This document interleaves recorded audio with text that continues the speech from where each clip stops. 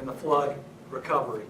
We have 2 missing persons we are still trying to find, both from this county. We pray that we will find them. Thus far, everybody we have found and accounted for that were on that list.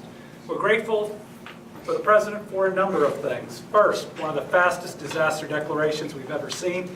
Congressman and I were talking, it might be the fastest we've ever seen. Individual assistance granted, again, faster than we've ever experienced, and we've had to ask for it a lot recently, and more counties than many of us thought might qualify. Recently, we got something that we only saw in the tornadoes for the first time, agreement to cover 100% of certain costs. We call them Category A and B. It's really search and rescue and debris removal for a 30-day period, which is going to be a huge assistance to the counties and to the cities that are involved. We have unprecedented resources at the moment to help our people, from FEMA centers and also with them out on the ground to everything that the state and our counties and cities can offer, trying to get them in one place. Between the Red Cross and state parks, we've got about 500 plus displaced people we're taking care of, but as our folks from the region like John Hunt can tell you, thousands of more staying with friends and relatives. We are out of the primary emergency phase, but it's going to take us some time to stabilize people with needs for housing. And thankfully, we have over 100 travel trailers on site faster than we ever anticipated, many from the storms that we had, the tornadoes in December. I want to say a quick thank you to our first responders, our National Guard, along with Kentucky State Police, West Virginia, and Tennessee National Guard, airlifted out over 1,300 people.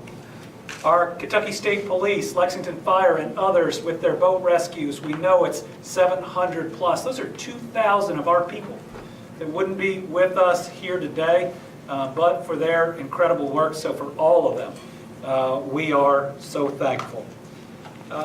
Other folks have moved heaven and earth to get where we are, what, about 9 days from when this hit. We've got power to everybody but about 200 homes, and that is incredible.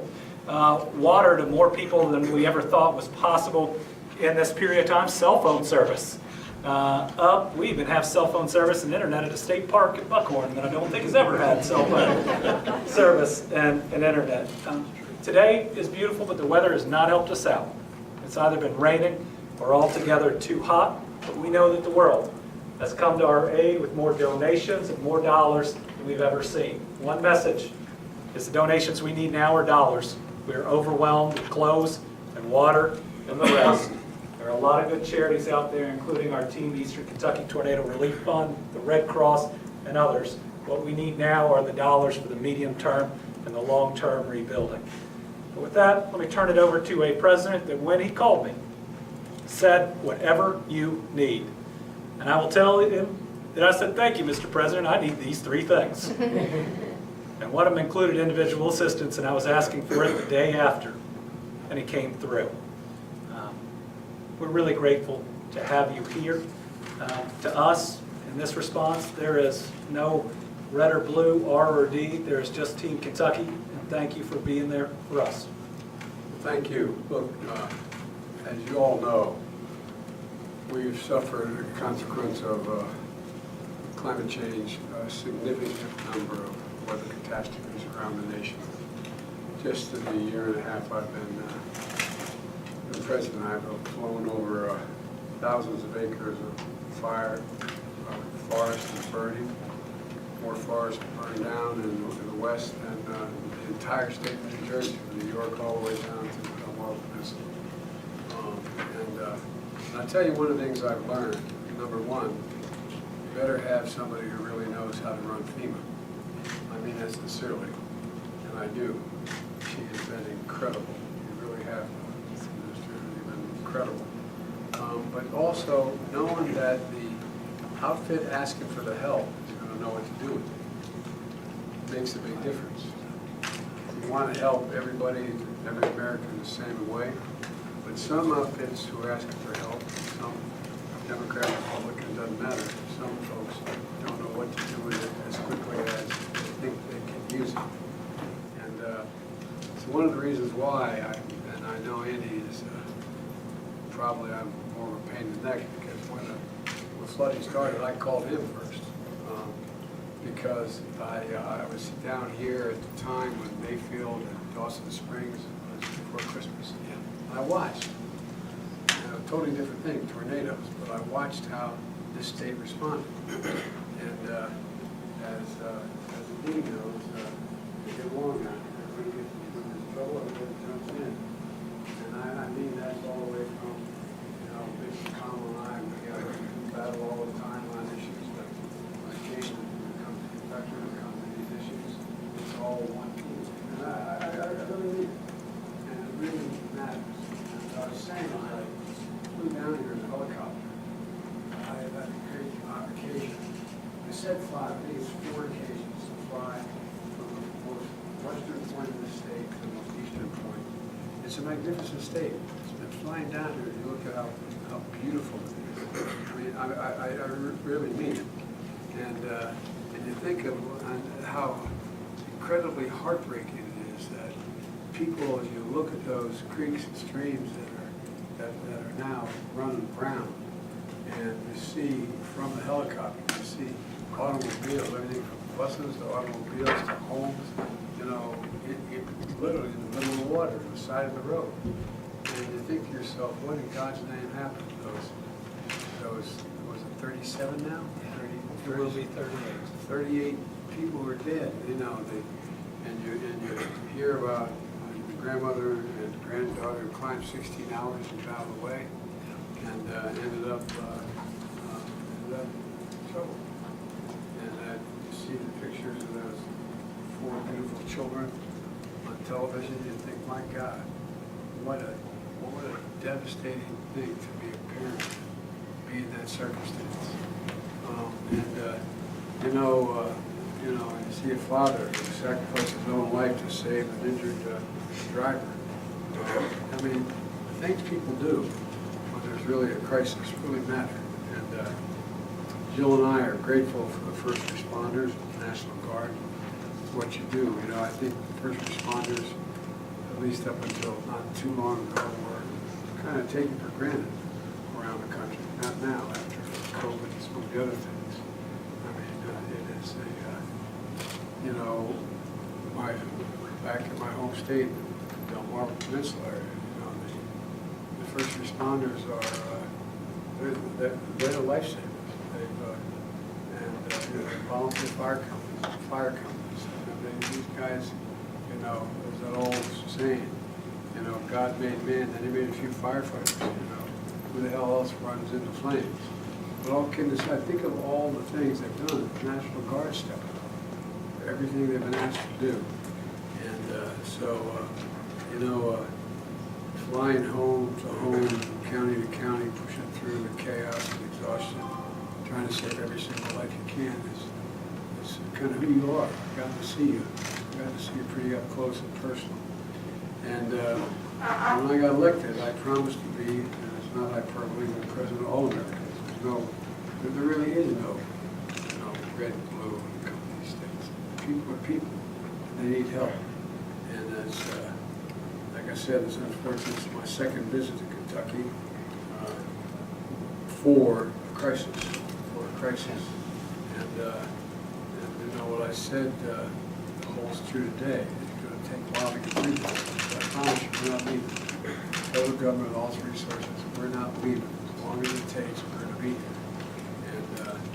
And we are committed, this absolute 100% covering your costs for the next 3 months, it matters. And what people don't realize, all those piles of debris and everything else, it takes us a lot of time, a lot of money to get that out of the way. And so that's why we did the expedited disaster declaration. Provides temporary housing, home repairs, property loss for homeowners. We've already gotten out $10 million out the door, a lot more to go, directly to flooding survivors to support the recovery. And on Saturday, I committed the federal government, as I said, to 100% emergency work for 30 days will be necessary for communities in eastern Kentucky to recover and begin to rebuild. And So, we're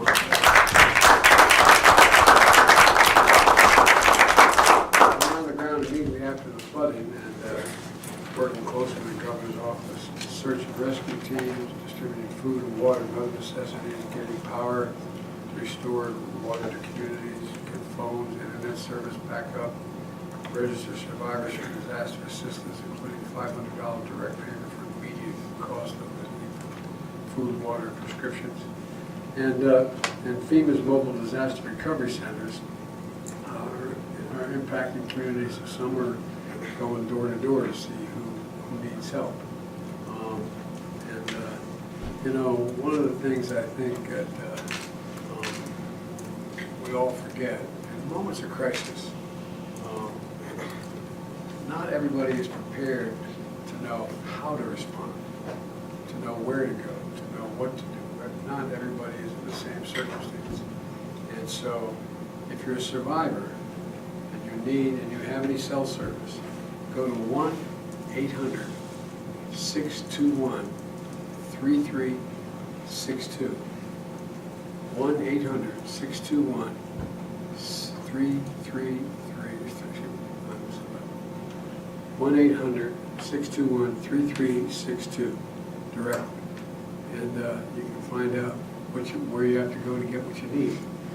Additionally, the U.S. Corps of Engineers has deployed experts to remediate hazardous materials from wastewater systems and restore critical roads and bridges.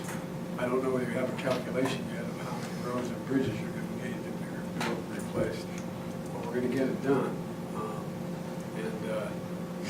Joining us today is Rachel Chambers from the U.S. Department of Agriculture, who's working to make sure that rural communities can easily access a range of federal assistance as well. I also want to thank Gail McGovern, President of the American Red Cross. The Red Cross is always there, always there. No, it really is. I remember as a kid learning about the Red Cross from an uncle who was in World War II. The Red Cross is always there with some friends. Well, every disaster I've seen since I've been president, they're always there. Bottom line is the people of Kentucky have made it clear to the governor and members of Congress, Hal Rogers, Mitch McConnell, and others, that anything they want, these guys are going to fight like hell to get it for them. And I promise you, if it's legal, we'll do it. We'll do it.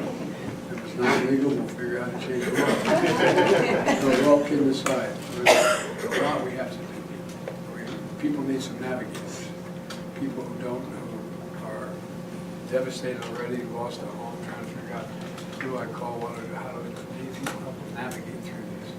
And we're going to do that too. So, Gov, thank you for everything you're doing. And like I said, you're stuck with us. We're here until it's over. Thank you, Mr. President.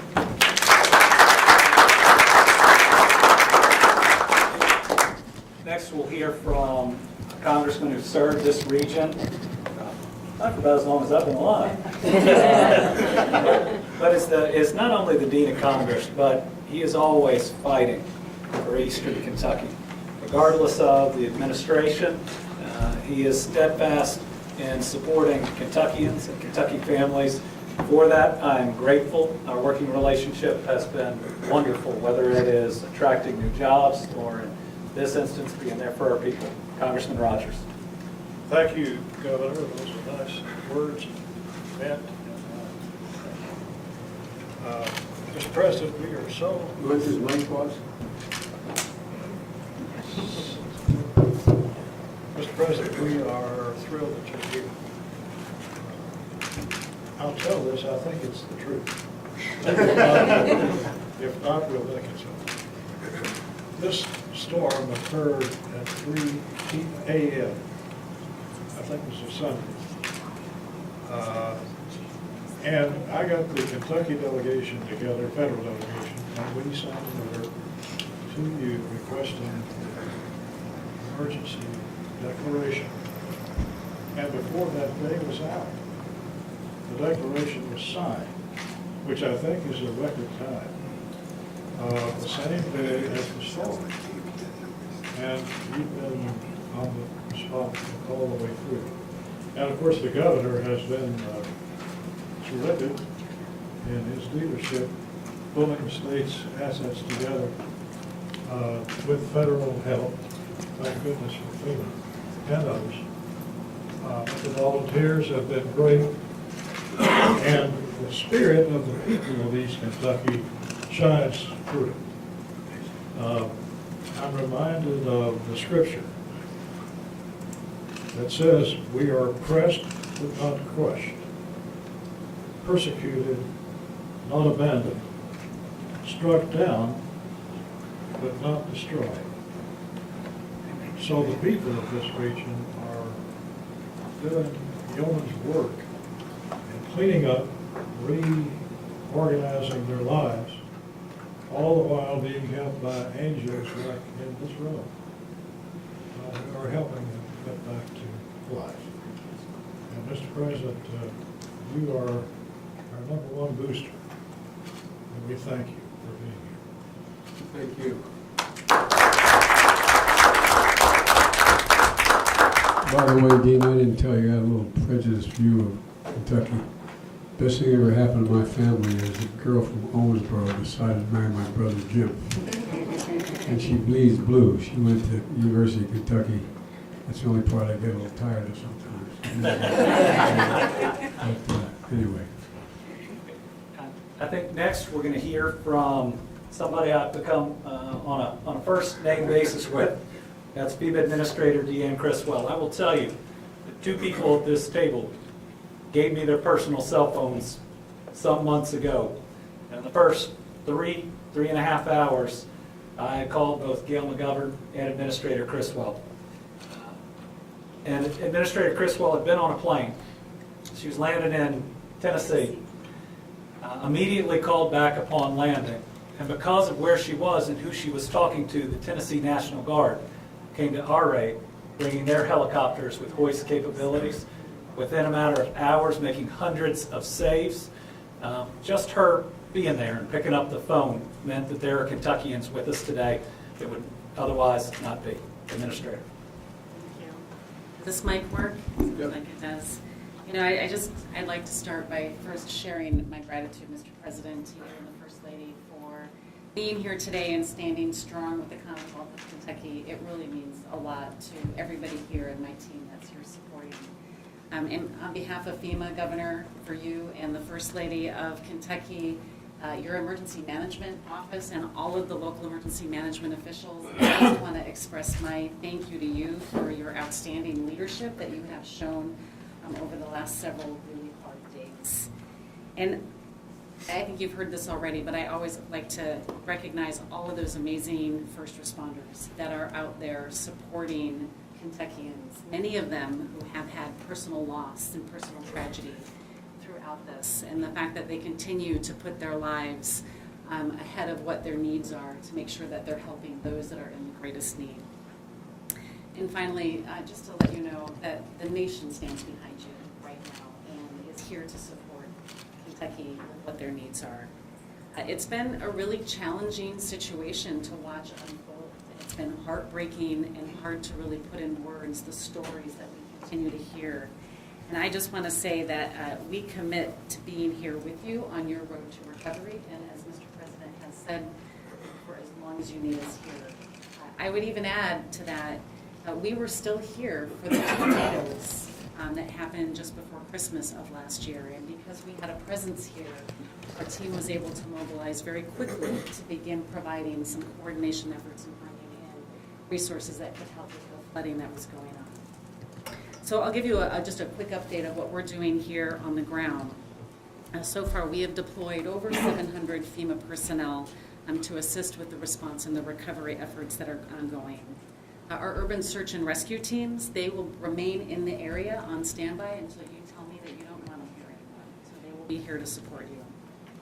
To support critical needs, we've delivered more than 134,000 meals to date and 917,000 liters of water to the impacted communities.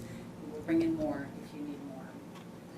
And then finally, FEMA has been able to provide over 800 Kentuckians so far across the 12 designated counties with over $13 million in disaster assistance under the Major Disaster Declaration. We do expect this number to increase, and as I spoke with the governor earlier today, we are calling back anybody that has been denied assistance to make sure we can talk to you about what your needs are and make sure we have a better understanding. I think, as you said, Mr. President, sometimes you don't know what to ask for, and so maybe we don't get the form filled out right. And so we'll continue to do that. We're also going to make sure that we work with the governor's team to help get to those isolated communities. And how do we get our teams that are in the field? We have what we call disaster survivor assistance teams that are walking around going door to door with iPads, but we know that there's communities that are isolated. And so we want to make sure that we can figure out how we can get to them and get them registered if they need assistance. We also have fixed and mobile registration centers, and so we're going to bring in different types of resources because we understand that everybody's situation is unique to them. We're also supporting non-congregate sheltering efforts. This is what you heard the governor talk about with the RVs that we had in place from the tornadoes. This is a program that we really matured during the COVID-19 pandemic, and we have found how valuable it is during the early days of a disaster response like this. We also have housing inspectors that are in the field doing damage assessments and working with them, and then we'll continue to do preliminary damage assessments to see if we need to add on additional aid. And so in closing, I'd just say, Governor, Mr. President, Kentucky, unfortunately no stranger to tragedy. But you have a resilient people here, and what warms my heart is just to see how neighbors continue to help neighbors each and every day. And we will continue to be here with you throughout your recovery. Now, may I say something? You're the president. I still have to ask permission.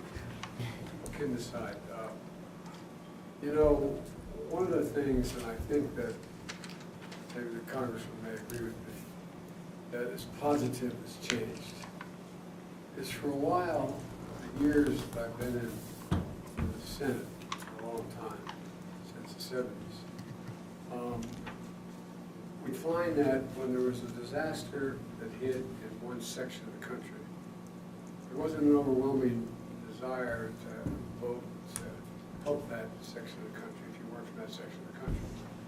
For example, we find that we always have farming disasters in the Midwest. Everybody needs to saddle up and pay for it. We have a major flood, hurricane along the East Coast. My state is 3 feet above sea level. I said, what the hell, why do I have a responsibility to do that? Not a joke. Remember Sandy and other storms, there was a reluctance on the part of the rest of the members of the House and Senate to vote for it. But what the bad news, I was just saying to the Gov, that my mother had an expression, of anything bad, something good will come if you look hard enough for it. I think what's happening here is we're beginning to realize this is one country, it's a federal system, but it's one country. And the fact that you're in Tennessee and the National Guard comes with lift helicopters across the way to help out, and West Virginia the same way. It's happening all across the country, happening out west too. The number of firefighters, I mean thousands of firefighters, many of whom have lost their lives fighting fires in other states. And so I just think it's, I think there's one good thing that's come from this is we realize that, this is an American problem, not just a problem for an individual state. That's all I want to say. Thank you, Administrator, and thank you to the federal government's commitment. Back in the housing challenge, it's going to be posed by this natural disaster is going to be one unlike any we have seen before. But I will say FEMA thus far is doing things it has never done before. And I think the President just committed we continue to do things. Well, we got to try. $35,000 not going to be enough for people who didn't have any insurance at all and had a modest home to begin with. Amen. We'll turn it over now to Colonel Jeremy Slinker. He is the head of emergency management in Kentucky.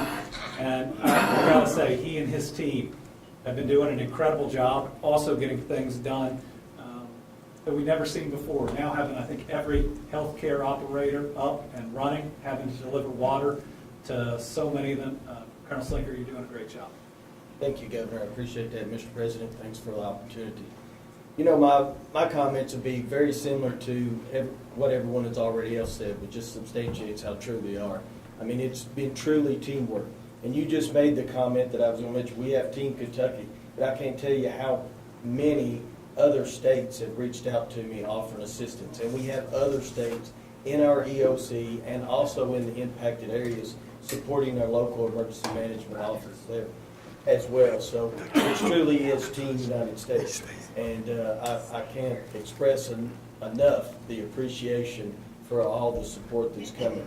You know, what we owe, the search and rescue efforts have been described of how monumental they were. So now what's up to myself and my colleagues in FEMA and Ms. Gracia Shea, Administrator, is that we give those same efforts in the recovery, because it's equally as important. We did the emergency work. Now it's going to take that just as much efforts to help people and save their lives in the recovery operation as well. And you have that commitment from Kentucky Emergency Management, and I speak, I think, for our local emergency management directors like Director Friley that's here at the table. As well, some of the challenges we're running into, a lot of these residences are cut off because they have residential bridges. And once that bridge is gone, it may be challenged to get out, but we're throwing every resource we have at it. FEMA is supporting us on those, and we just completed an objective of doing wellness checks on all those people that are across those bridges, and we're identifying what their needs are. And then we're being as simple as if they need a bottle of water, they also need every other service that's out there to offer needs to be delivered across that creek to them as well. And we're going to work together, and I've had that commitment as well from my colleagues at FEMA to get that done. And as mentioned, the sheltering mission, people need places to stay, and we're scouring the area to locate all areas that can house our survivors, as well as at all of these disaster recovery centers, as they talk to a federal resource. If they look to the right or left, they're going to find a state resource or a local resource. Whatever it is, it's a one-stop shop that we're setting up, so they don't have to drive multiple places or try to find them or locate them. And then you mentioned as well, your experience in these are well noted. Debris cleanup is coming, and they're having meetings as we speak about the waterway debris cleanup, which is going to be very challenging, and we'll be rolling that out and getting it started very soon. But ultimately, I'll close with, you know, I take it personal. I have a lot of friends and colleagues in this area. All the emergency management directors that we speak with regularly, we've stood up a daily call with the county officials that the ones to my left and across the table from here on there every day. Well, we give out information, but not only do we listen to you, and we want them to give us every need they have, and we'll respond in every way we can. So that's our commitment. There'll be no rock left unturned. If there's a resource out there, we'll ask for it, and we appreciate so far all the answers have been yes. Thank you. Thank you. We're going to pause a moment as the press departs, but if I can to you, thank you for telling our story. It's important that the world sees what's happened here, tough times people are going through. Thank you for telling our story.